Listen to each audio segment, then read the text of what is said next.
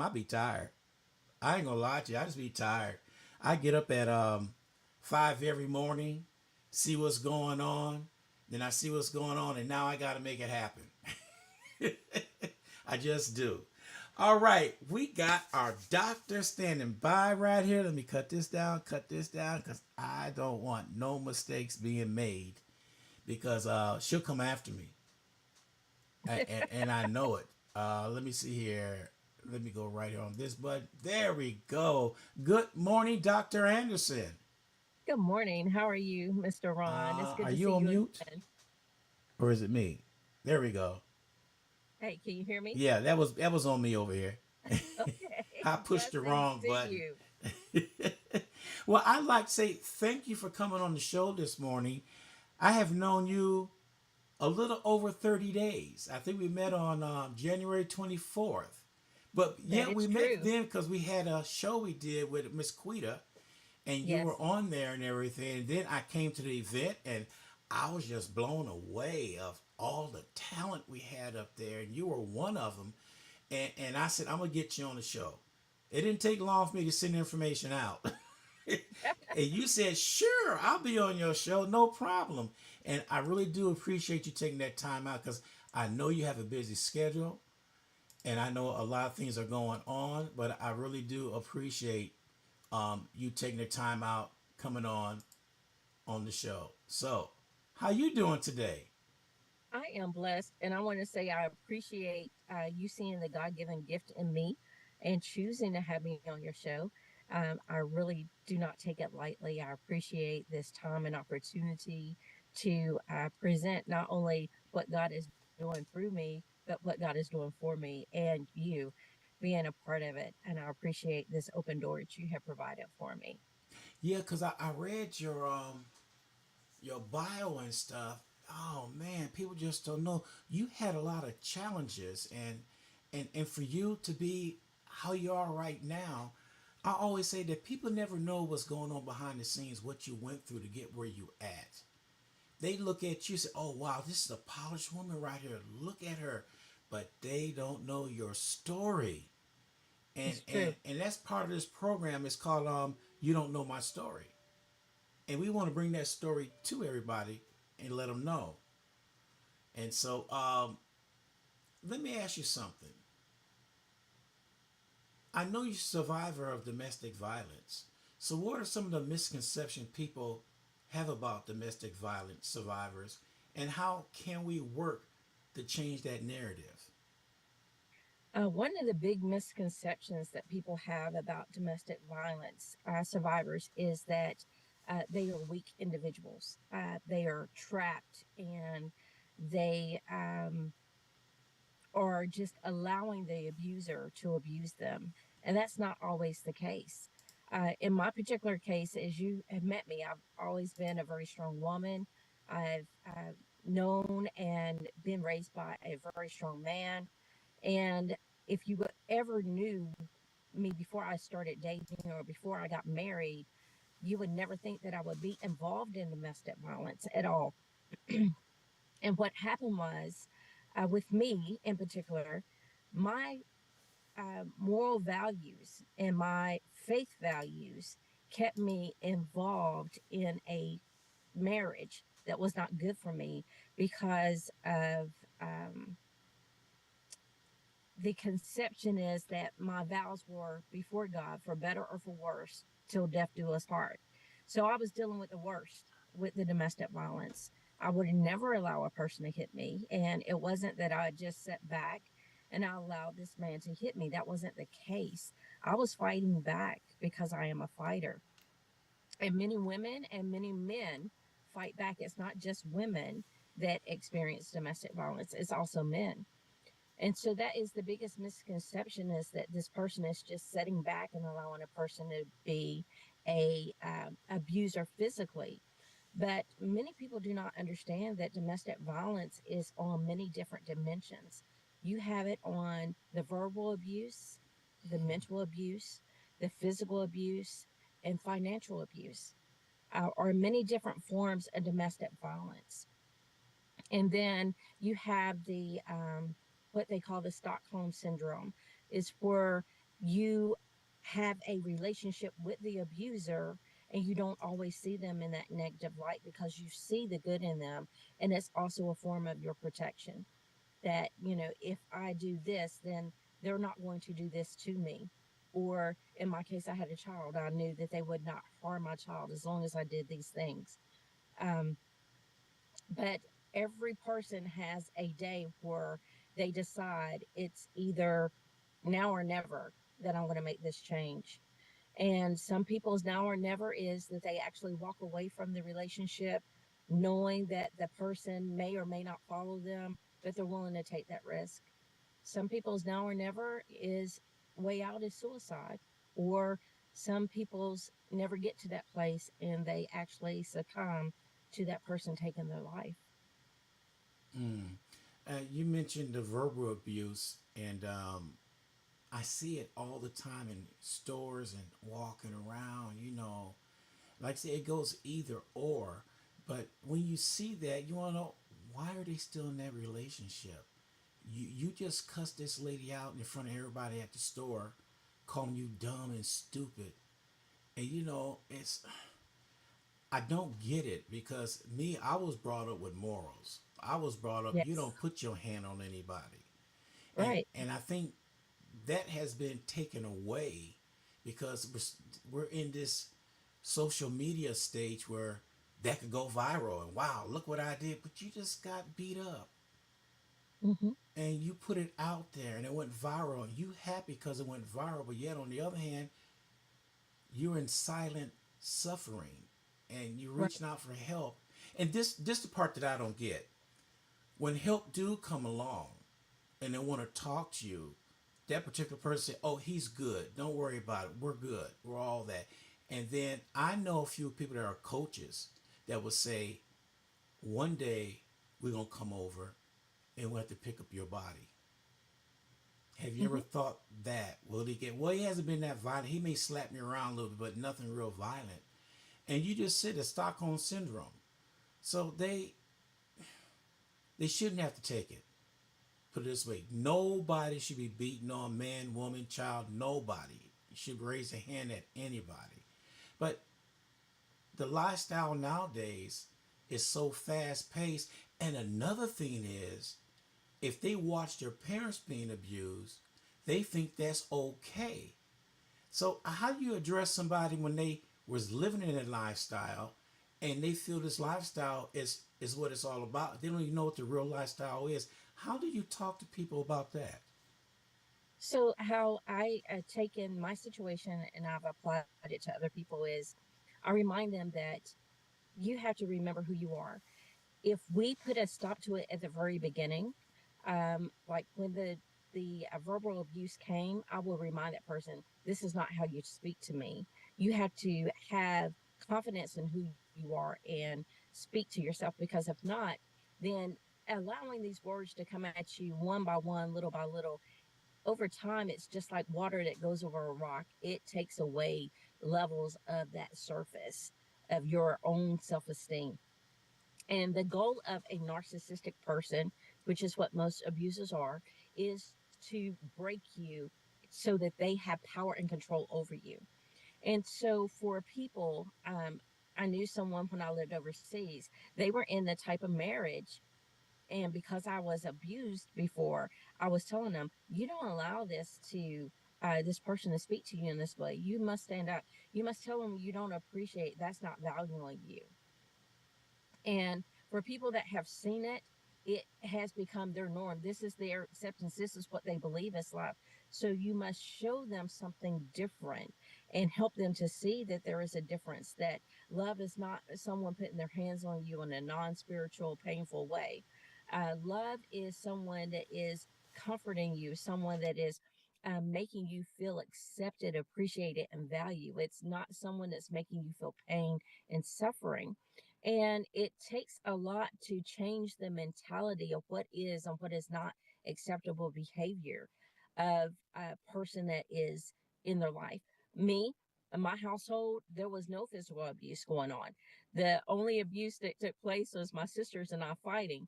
However, that became a source that allowed me to accept what I stepped into.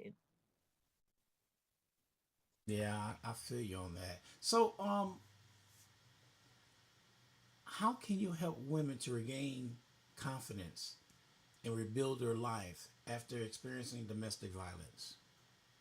One of the things is helping them to rebuild and establish their self worth and value, helping them understand their gifts, their what makes them unique, what makes them special, helping them to see that they were able. Other people see that this is not acceptable behavior. If you're in this situation, you're actually putting yourself in danger. Helping people to see that to desire love is not wrong, but we cannot settle just because we're afraid of being alone or we become lonely. We cannot accept just anyone and anyone's behavior towards us.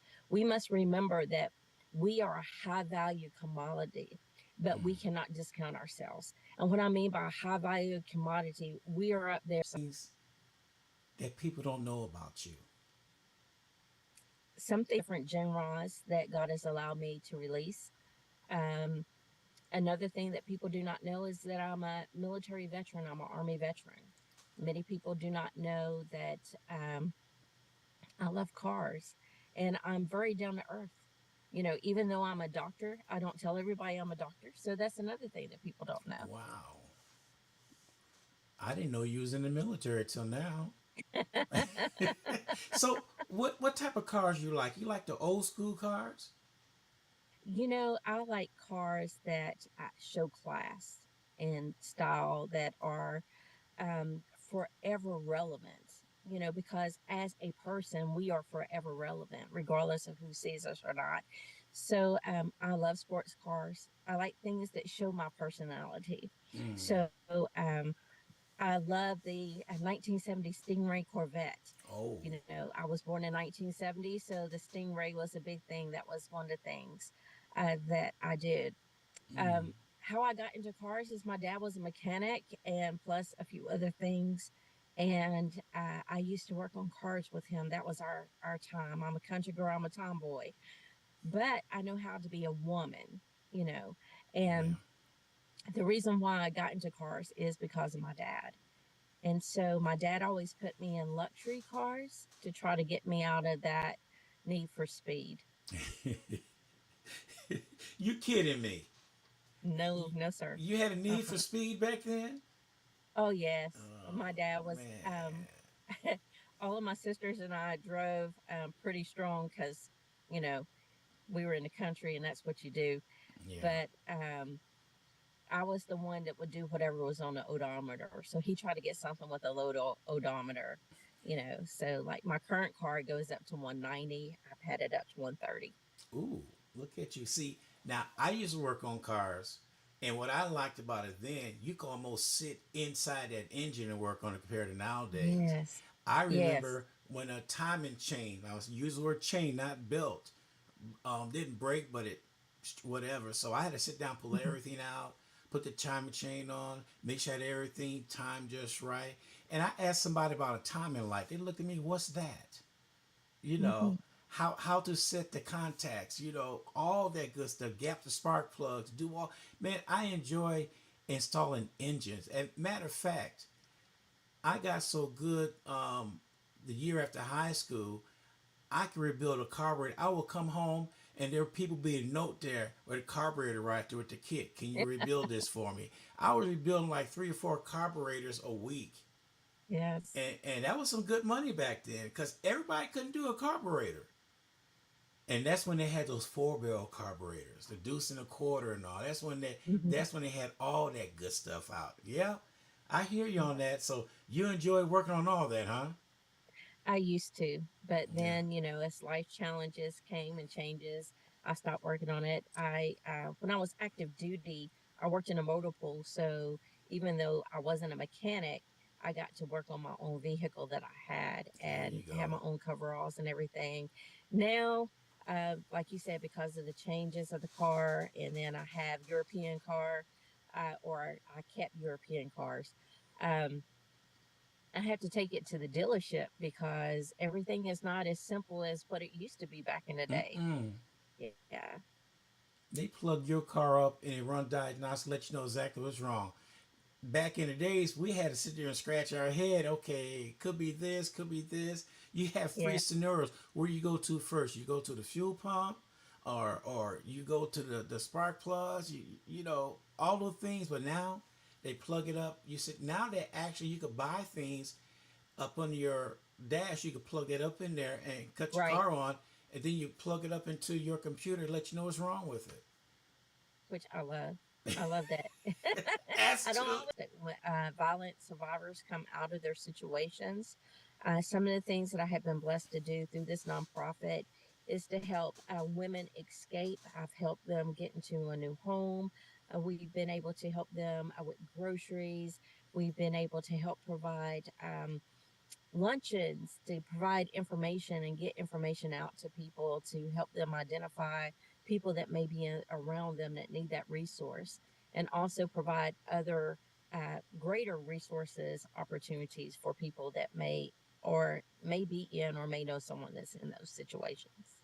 So, what challenges did you face establishing a nonprofit, and what advice will you give to others looking to start a similar organization? The biggest challenge is keeping funding flowing because we are a nonprofit, 501(c). That means that we do not make profit. Everything comes in actually is for the sustainability of the foundation and goes out to meet the needs of people.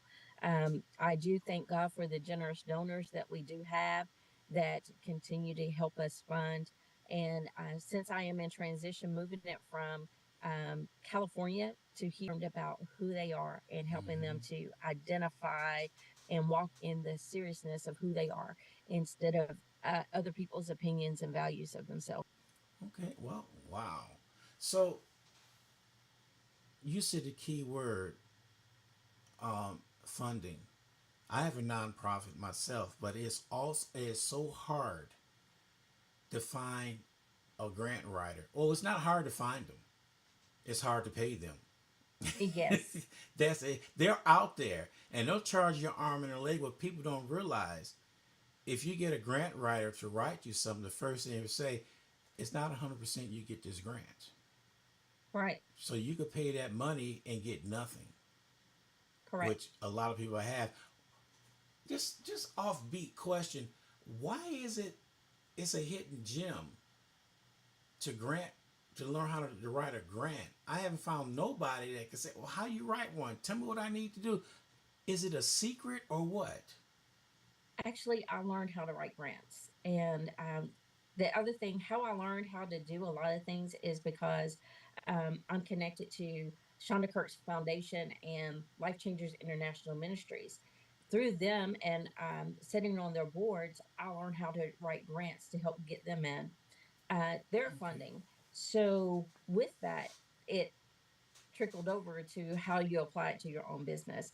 But I actually was under somebody that had that knowledge. And yes, we did start out paying with someone to do it, but then we also studied up. Anything that you want to move into, you must study it to know how to move through it. And so, grant writing is not one of those super hard things to do. It's just the proper words to reach the people that are given the money. You have to study those organizations to see what it is that they really want to support and how does your vision and your mission of your organization tie into what they desire to do. Mm. Yeah, because I got to. I'm trying to get my nonprofit off the ground because I want to go out to senior living places and set up and play music for a couple of hours on Fridays, and then I want to sit down and talk with those that are there. And the reason why I Mhm. want to do that and get that going is because a lot of them don't have family anymore. This is true. They're there all by themselves, and they have this knowledge, this wealth of knowledge. That I always say, talk to your grandparents before they become an ancestor. Yes, Learn how to get that knowledge from because they got living knowledge that you cannot get in school. this is so true. This And is so true. I'm blessed. My grandmother is 101 and we still have, wow. she's still a pen pal for me. She writes me letters still. and we talk once or twice a week. And I take the opportunity to glean from her, because if you sit down with your elders, you will learn more things that they've overcome that you can Hmm. apply to your own toolbox, like you said, that we can't get from reading books. Yes. And and they know a lot. They know, I mean, they could tell you some stuff, and the way things are nowadays is so free willy. It comes to you. But Hmm. none of that wisdom come to you. The Right. 9 times out of 10 people speculate and put it out there like it's a truth, and it's not. But when you turn around, you speak to somebody elderly, all you have to do, what's the one thing that we did back in days? Kids would be seen and not heard. True. You sit down there, you listen to them talk, and they could tell you something that you did not know about your family, about yourself, about what they went through. There's a lot of stuff they went through, because right now the climate today is so, like I'm back in the 60s again, like we're starting Yes. over. And you need to, if you don't watch what's going on, history will repeat itself. That's the thing. And if we take the knowledge that these people and that generation has already endured, that and implement and keep in place those things that they had to overcome, and we keep applying it to our own selves, then we will always be ahead of the game. Many people think that, oh, I'm just going to figure it out. You don't have to figure out everything. Yeah. That's why God gave us people that have overcome things in our path, so that we can step out and step on the path that they've already made paved way for us. Mm-hmm. And a lot of that comes through sitting down and gleaning from that wisdom. you know Many people tell me that I'm years beyond my time, and it came from me sitting at the feet of my grandmothers and Yeah. my dad, and taking heed. And my life wasn't hard because I avoided those road traps and roadblocks, because hey, I've seen it coming. Yeah. And you know that's one of the purposes of the vision I have for Fearfully and Wonderfully Made. Let me help you identify what is unhealthy. Let me help you identify when someone is slowly trying to degrade you, and Mm-hmm. understand that when someone calls you ignorant, no, I'm not. You need to speak up, Yeah. because whatever you allow, then they start to build on those things. Oh man, you said a mouthful right there, because knowing what's going on today, because if you put today in the 60s, there is so similar of what's going on. It's Hmm. it's just amazing that we let it get this far. I say we because we're in this together. Which brings up to this point. I know we're leaving from where we were talking about, but I want to talk about the Black Village Hmm. as growing up. I tell this story all the time. Is when I did something down the street before I got home, my mama knew it. Boy, wait, what? How did you find that out so quick? I already thought they had telepathy or something. But no, it was some other women out there calling my mom. Ronald did this and Ronald did that. I get home and there's a belt waiting for. What did I do? They explained, and you couldn't lie about it. Right. See, that's how our village was. We looked out for each other. And then if it was a kid out there that was, I'm gonna use the word special, we kept an eye on him. We didn't beat him and make fun of him. We knew who Right. his parents were, and we involved him in our sports, playing baseball, whatever. We did that growing up. Nowadays, people look at people and they're bullies.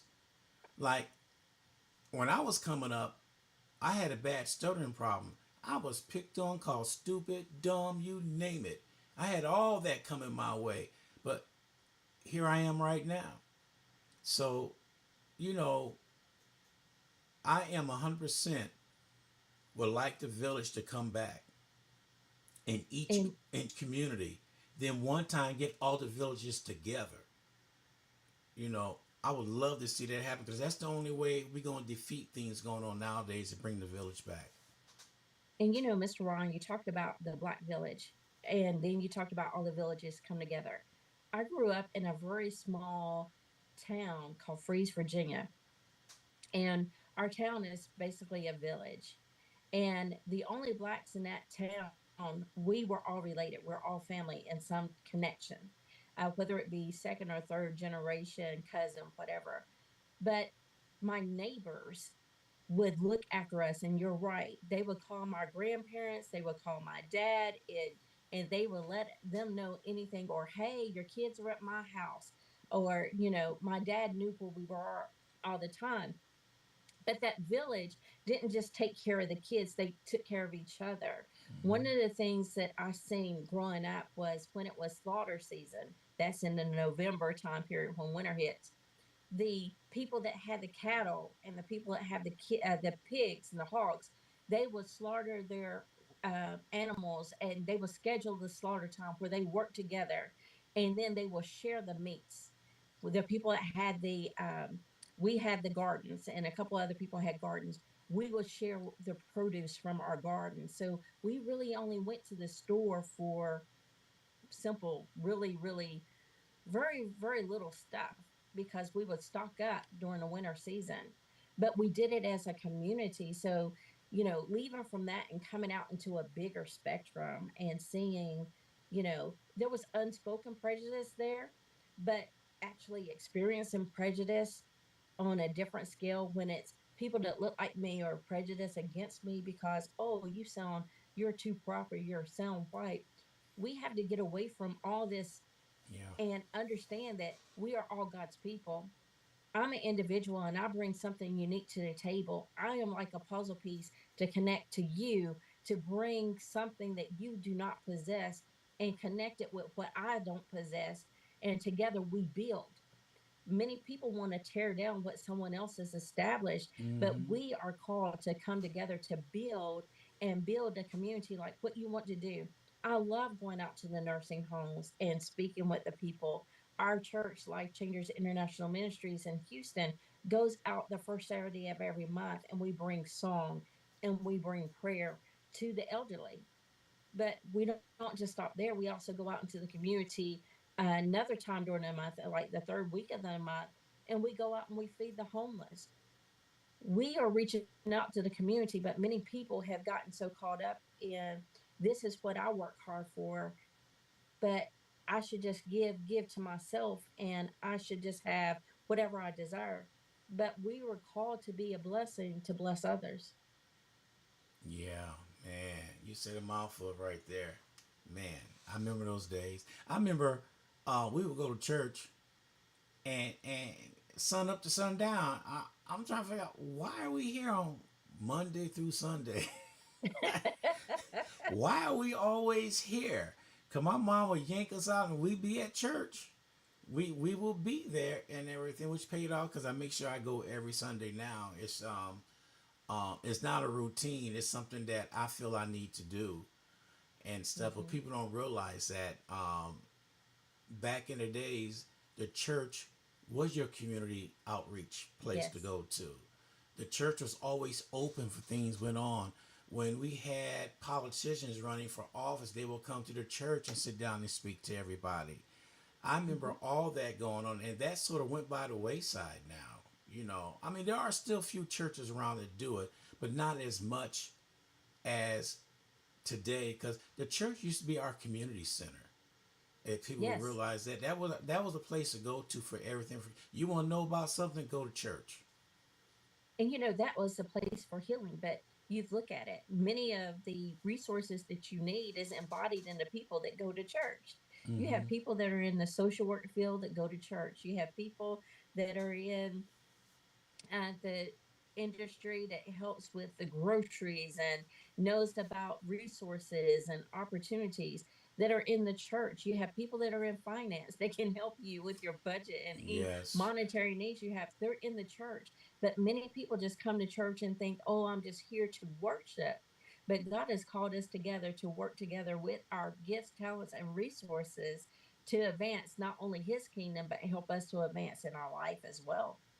But if we close ourselves off to the fellowship, we would never learn. It's just like you asked me in the very beginning, tell us some things about you that people don't know. People don't know because they're not willing to ask the questions. I don't mind asking questions. I love asking questions. And the only thing about it, I've been interviewed a couple of times, and I'm not used to being interviewed. I'm always interviewing, and they hit me up with some questions. I had the answers for them. I had the answers for them. So let's switch to the books. Okay. You have written several books. Yes. How do you tie um, your missions into the books, and well, actually, how do you tie the your books into your mission with your personal journey? So the blessing is that I am led to write the things that I write, and each thing that I write is something I've lived and endured. So it brings a level of truth to it that people can connect to. And when people connect to it, and then God has given me a talent to where the books that I write, it's like you and I are having this conversation. You don't feel like you just got to read pages of a manual that someone's put together. And if you do this, you get that, whatever. It's actually a journey about the life experiences. And so each one of the books that I've written, wrote it at a time when I just completed that process of a journey, a season of my life, or something impacted me to where I thought about, what if I'm not here? What can I leave behind for my son? That's what I did with my second book. The second book is called Encouragement for the Journey. And my son said to me one day, he said, Mom, you're always giving me these life lessons. And I thought about, what if I'm not here? Where is he going to get these life lessons? And Right. so, what I left for him, and I published it on his birthday as a gift. And another time he told me, I don't want you to give me anyone else's card when you're a writer. I want your words to be given to me. And that's what many people are asking. They're asking for words of wisdom to be given to them. I've taken the words of wisdom shared with the generations before me, my mother, my father, my grandmothers, and even my bonus parents and grandparents, you know. And I call them bonus parents because these are people that stepped into my life as that village, or my son's life as that village, to help us meet those next seasons in our life, or to walk the journey with us. And in that, I gave him my relationship with God, and how I will wake up in the morning. I will be listening to music, and what I would read in scripture, and then how that scripture moved me to where I would pray and ask God for certain things. Or I would either have a prayer of thanksgiving, or I would have a prayer to ask God to change something in me. And Mm. those are the things that we need to be releasing. So the books are all about seasons and journeys that I've endured, but I wanted to leave something behind to help someone else come out of the season I just came through, to where their journey would come out a little bit faster than mine. You're right about that because they need to know on what you went through because your book, the books that you wrote was. Is it easy to say was on your life experience? It is. Okay, Yes. and you can't get that anywhere else because it's your story on Right. what you went through. And then when people read your book, they come and talk to you. I didn't know you went through all that. Look at you Yes. right now, which I would say this one word, resilient. I would use This that is one true. word, resilient, because to get through what you went through, you had to have resilience, knowing that you could do this, and you probably took something that was nothing and made it into something. So basically, you're the voice of some of the voices out there that's going through the same thing you went through. But when you tell your story, they can see that, and then they look at it, and say, "Oh, if she could do it, I could do it too." Yes. It's just like, I wrote this book. I have two books of poetry out right now. One is called The Deepest Part of Me, Echoes of My Soul. That's the first one. That was the first book that I ever birthed. I sat on it for 15 years because I did not want to expose who I am, that inner part of me, to other people. But then I realized other people need this to heal. because that was my healing journey. Yeah. And then in January, I released this book. It's called, let me see, can you see it? Nope. It's You're not going to be able blurry. to see If you it. put it right in front of your face, we could see it. Really? Well, no, I thought we Nope. could. Yeah. I thought you could too. But it's called The Deepest Part of Me Unspoken. And this one just popped up just because I found myself wanting to say some things, but my spiritual maturity and my natural maturity of where I've come through in relationships, I understood that the person wasn't there. They couldn't receive what I had to say, or they weren't ready to hear what I had to say. So I put these things on paper and chose never to share them with that individual. But then someone around me was going through something, and I shared with them one of the poems, and I chose to release the book at their encouragement. And this book, I literally took 3 hours because to put together because I had already written everything. Okay. And then I birthed the book. But what's so powerful about it is teaching the person not to lose your worth trying to wait for someone that can never see who you are, Yeah. But and accepting that it's okay that you're not everyone's cup of tea. That's fine. yes. And understanding that you're not going to discount yourself to be with someone that has the audacity to put you on hold. And what I mean by that is, I actually encountered a person that said to me one time, I don't want you to be with anyone else, but can you give me an opportunity to figure out what it is I want?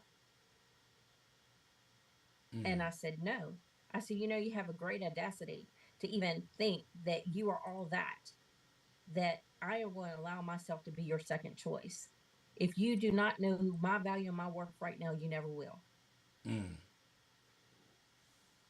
That's that strong doctor coming out right there. That's what I mean. That's what I mean. We're resilient because we could bounce back off anything, and when we do it, we are stronger when we do it. You know, about your book. Which Um, one? well, your books in general. I just general question I want to bring up. When you dive into it and you talk the truth of what you went through, and do people look at you side eye saying, "Oh, she thinks she all that"? Do you lose any friends or people who were supporting you after you put that book out?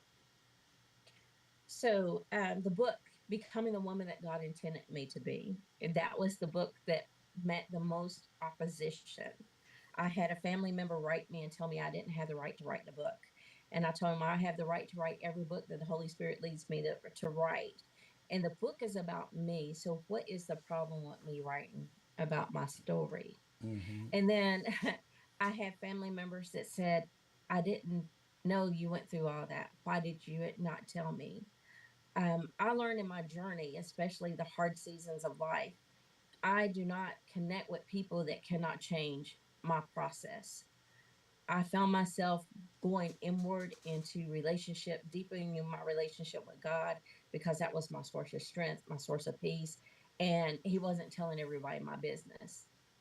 I learned to silence the naysayers by having an inner circle that I really could trust, that would be prayer warriors with me and help me go through and keep me encouraged, versus having the Hey Girl Club. Hey girl, if I was you, I would do this and I would do that. I had, when I went through the process of my divorce, ending the relationship, I had someone say, I would take him for everything that he has. Wisdom was telling me, and this is me being still and listening to God, told me, allow him, do not do anything to him. One, because your wrath is not as great as mine. My wrath is greater than yours, is what the Lord said. That put me in a position of praying for my former spouse. And with that, what I learned was wisdom, not trying to destroy him the way that he was hurting me or tried to destroy me, even after I had showed mercy and grace. Mm-hmm. What I learned was God used that for my protection and also my son's stability. Because while I was in college, that was a source of income for the child support that I was able to garnish. that if I would have caused him to lose his job, I would not have had that resource. Sometimes we have to Right. show grace and mercy to be able to be a protection for the people that are collateral damage to what we have done. Mm, that was well put. Final question for you. What is next for you? You have any upcoming projects or anything that you're working on? I am working on a book with, I am collaborating, my first collaboration that I'm working on with some other veterans. I have Marine Corps veterans, Army veterans, and Air Force veterans. We're working on a book. It's called Surviving the Battle Within, Living with PTSD. Because many people do not know that I also, through the trauma of my military experience and trauma and domestic violence, you do experience post traumatic stress and how to overcome those things and the healing journey of that and how it impacted and the lives of those that are connected to us most and what we lost through these things. I remember the first time I told a family member that I was dealing with post traumatic stress, they laughed at me Mm, because they didn't see that to them I'm normal, but they don't understand some of the challenges, the mental stresses, and even some yeah. other people around me when certain things would be annoying to me and I have to get away from too many people. They were like, oh, you just need to do this. No, I need to remove myself from this situation, and learning how to walk in that balance. So that's one of my next projects that's coming out. I'm so excited about it. The other projects I have coming up is doing more with Fearfully and Wonderfully Made. I am very strong participant in missions with my ministry that I'm a part of, Life Changers International Ministries and Shonda Kirk's Foundation, and they're going to Pakistan in May, no, Mm, April, and then we'll be going to Uganda. I'll be going with them on the Uganda trip oh in wow. August. So I'm excited about all those things. It's going to be a busy year, and I'm just trusting God for the best. Yeah, boy. You got it going on. I'm so proud of you doing the things that you're doing. You know, Thank you. well, I'm reaching out to you right now. If you have anything you want to share with the community, you got an event going on, please let me know about it so we get the word out there because we need to know things. Not Monday morning. We need to know before then what event is going on because some of the main complaints I get, we didn't know this was going on. And I'm just one person trying to put it out. There's several other organizations that I work with that they put the word out too. So anything you have that need to get out, please let me know. I will certainly reach out and thank you for being an open door for me. I've really enjoyed my time with you this morning. Thank you again. I pray that God blesses you and you get all the funding. I will be making a donation because I believe in your mission as well, the same as you believe in me. Oh, well, thank you. I appreciate that. And this is not gonna be the last time you're gonna be on the show. I would love to for you to be on the show when you over there across the sea. Okay, If we you can have work that internet out. available right there, then we could set up something and you could talk from way over there. Now, where's that you say you're going? We're going to Uganda Uganda. in Okay. August. Yes. Yeah, I'd love to do a show with you over there because I do a show right now with a person in Japan once a week. Okay. So hey, we'll set up things and get everybody together on what they're doing because I respect you. I love the things that you're doing. I love how you came through and look at the smile on your face. You are so content in where you're at right now, and that's for one thing I can say to you. You are very humble, and Thank you. that if it might understand being humble is a good thing because you not trying to be out there being something that you're not. Just being yourself will carry you longer than anything else because people could see that facade some people are putting up, but behind that Hmm. facade is turmoil. So, but you don't have it anymore. You conquered that already. You're right. I am in the best season of my life. I'm walking in the greatest peace. And I will tell anyone that if you really want to experience true peace in your life, You need to have a connection and relationship with God the Father through his son, Jesus Christ. And I'm not trying to push religion on you. I'm trying to teach you about the relationship that you have with God through his son Jesus. That's the open door. And when you develop that, there is a peace that will come on you that you fight for your peace more than you fight for anything else. Everything else doesn't mean anything. You learn to protect the peace of God on your life. Yes. All right. Final. Do you want to give out people information how to get a hold of you and your website and all that good stuff? Yes, my website is tacomaanderson.com. You can also find me on Facebook. I'm on Instagram under Dr. TRA22. And then also, if you want to get my books, you can check me out on Amazon and just put my name in Tacoma R. Anderson. You will see 7 books that I have. I have The Deepest Part of Me, Echoes of My Soul.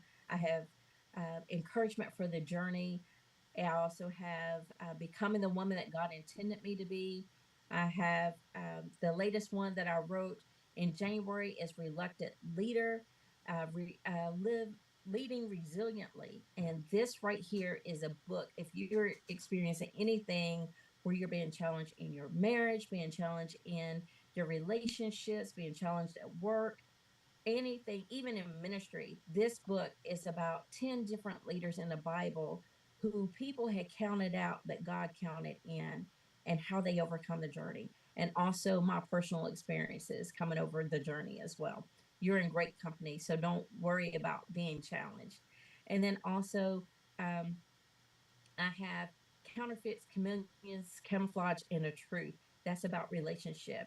And then I also have The Deepest Part of Me, Unspoken, which is very powerful, impactful, and it ends with a very powerful um, poem called Checkmate.